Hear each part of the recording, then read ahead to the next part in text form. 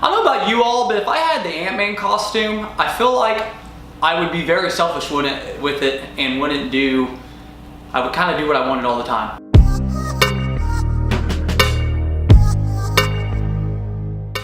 Hello everyone, welcome to another movie review from the Real Great Academy with your teacher, Mr. Derek Massie. And in this review, we'll be talking about the new Marvel Studios movie, Ant-Man and the Wasp. I went and watched it last Thursday night, and I really enjoyed this movie. But just a quick background, Ant-Man and the Wasp is the sequel to 2015's Marvel's Ant-Man, and it's the first Marvel movie that we've gotten after Avengers Infinity War. And we all know after we saw Avengers Infinity War, a lot of big things happened in that movie, and now this is the first Marvel movie to follow up to that, and I got a lot to live up to in terms of Infinity War. First and foremost, this review will be a spoiler-free review. I will not be saying any spoilers in this review. If you would like to hear my take on some spoilers and more details of the movie, you can go to my podcast channel and subscribe, The Real Great Academy with Mr. Derek Massie, and it is available on plenty of other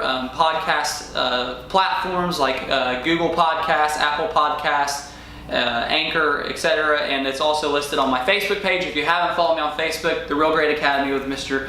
Derek Massie. So Ant-Man and the Wasp. Ant-Man and the Wasp, it stars Paul Rudd, Evangeline Lilly. It also has Michael Douglas returning as Hank Pym. And like I said, this is a sequel to 2015's Ant-Man. And I really enjoyed 2015's Ant-Man. And I thought it was cool that they were going to do a sequel. And I think Ant-Man's one of those characters that's very interesting. Because when you hear the name Ant-Man, it's often like, is Marvel being serious with this character? Is this a legit thing? And I think he's a legit superhero, but I also think I know what the directors are trying to achieve with Ant-Man. They're not trying to take it too seriously. They're trying to have a good time, and they're trying to be funny. First and foremost is the story in this movie. The story in Ant-Man and the Wasp is, there's just a lot going on. Like I said, this is a spoiler-free review, but there is just so much going on in this movie. You have a bunch of different villains, and I know that you've already heard of them. You have the Ghost, you have another villain that they kind of bring into the mix, and you have this other storyline. And the story has just got all these different storylines going on at one time. I enjoyed the movie. I enjoyed the story in a sense, but there's just so much going on, and I feel like that they could have dove into any of those stories a little bit deeper, which would add to the depth of the movie, gave to the movie a little bit more meat. And I think that there's just so much going on that it feels like that they just kind of fly through the movie and or just have a lot going on, throwing a lot at us at one time, and it kind of leaves you with questions. Well, what about this? What about that? Because there's so much going on, they don't really dig deeper, and I feel like they could have dug deeper in really any of those storylines that they had going on. So the only issue I have with the story is just that there is so much going on. The script was funny, the actors were funny, the characters were funny. And now that I've talked about the story, the characters, Paul Rudd does a great job as Scott Lang again. I think he is the perfect just Ant-Man who they could have picked for this role. He's witty, he's funny, and I think that he just brings a lot to that character, that humor that you need, because it's Ant-Man and it's not trying to take itself too seriously. And in this movie, we have a sidekick superhero. They have brought the Wasp in, Evangeline Lilly's character. She is now the Wasp, and they kind of hinted that the last movie. She has abilities that Scott Lang doesn't have with her suit. She can fly around without flying around on an ant. She has little blaster things. She is a really cool character. I think she does a good job as the Wasp. However, I think they try to force the relationship of Scott and Evangeline Lilly a little too much. And also, but she makes a really good sidekick and really addition to this story. And they also brought Michael Douglas back as Hank Pym and Michael Pena back as Scott's friend Luis, and both of those guys do a great job. I think these movies are not the same movies if they don't have Luis in these movies. I think he is a great one-liner guy. I think he just does a great job for these movies and makes people laugh. The next points I want to make about the movie are the villains, and I mentioned that a lot of us know that the Ghost is in this movie, and there is another villain, and there's also a third storyline going on, and a lot of people thought the Ghost was going to be the main villain in this, and she is kinda, sorta, but there's another villain also. I don't want to give too much away, but I just felt like the Ghost would have been a really cool villain if they could have just dug deeper into her story. She's one of those villains that you don't find yourself really cheering against. You kind of get what she's doing. You kind of not really find yourself rooting for her, but you're not against her. You're like, she's not really one of those villains that's going out to take over the world or anything like that. And then the other villain they have in this movie, he's just kind of annoying, and he's just kind of there, I think, to add as a plot device.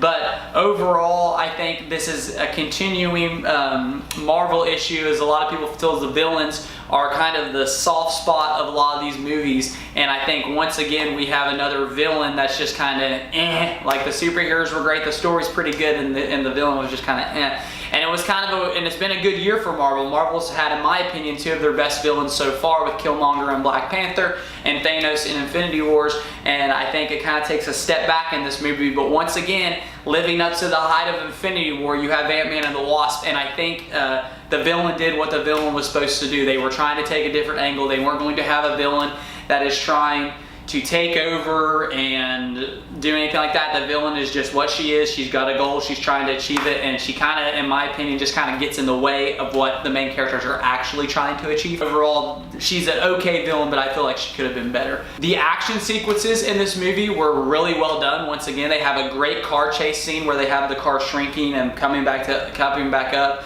They're able to shrink cars and stuff like that, and it leads to a lot of cool action sequences. There is a really cool, like I said, there is a really cool car chase, but once again, there's just so much going on at once. It kind of hurts it a little bit, but it's still a really great chase scene. And the fight scenes in this movie are awesome. They have great fight scenes with the Wasp and Ant-Man working together. Not only full-size fighting, but a lot of cool stuff where they shrink and they're like dodging things that are really big. And I think it creates really cool fight scenes, and it starts showing them working together where they're just shrinking and growing, and it creates really cool action sequences and really fun action sequences that just really appeal to the eye and make this movie really, really fun to watch. Like I said earlier, guys, this movie, Ant-Man and the Wasp, I believe set out and did what it was intending to do. You know, we had the Infinity War movie. This movie takes place during Infinity War, and the ending is at the end of Infinity War, and we find out that Scott Lang has been under 2 years of house arrest from the events of Civil War, and he's just kind of been under house arrest, and this movie's taking place during Infinity War, and this is just another side story really of what is taking place during Infinity War. And like I said, this movie had a lot to live up to, and I think Marvel did a good job of making a movie that didn't necessarily want to live up to Infinity War, but it did a good job of just being its own movie. It's Ant-Man. It doesn't take itself too seriously. It was a great, just fun action superhero movie, and it wasn't your typical superhero movie. You typically have that villain who's got this goal that's trying to do everything. There was a cool storyline going on here that Ant-Man and the Wasp were trying to achieve, and you just had villains kind of get in the way. So it was a different plot device, a different story that went away from what Infinity War did, but I think they did that intentionally because Infinity War was such a big time movie for Marvel. They had to do something a little bit different, and like I said, Ant-Man did what it was supposed to do. It was just Ant-Man. It was funny, it was witty, it was action-packed, and it did what I think that they were trying to do. And it's Ant-Man. It's just Ant-Man. You know, it's a superhero you're never going to take too seriously, but you're going to enjoy because he is a great superhero. Overall, I really liked the movie. I didn't love the movie, but I liked it. Like I said earlier, there's just so many different storylines going on. I think they could have dug more into this villain. I think they could have dug more into this story and the science. I'm going to say science behind that story. They kind of just left us hanging like, oh, that's okay, you kind of talked about this information, but you really didn't dive into that. They talked about this girl, this ghost, and how she got her powers. They didn't really dive into that. And you have this other villain, I just think you could have done away with him. But overall, I really like this movie. Like I said, there's just a lot going on, and I feel like they could have just went deeper into some other areas to make this movie better. If I was going to give this movie a grade, I would give it an 85B. It's not an A, it's not a B minus, it's not a B plus, it's just there. It's watchable, it's a fun movie to watch. I know a lot of people enjoy getting a B.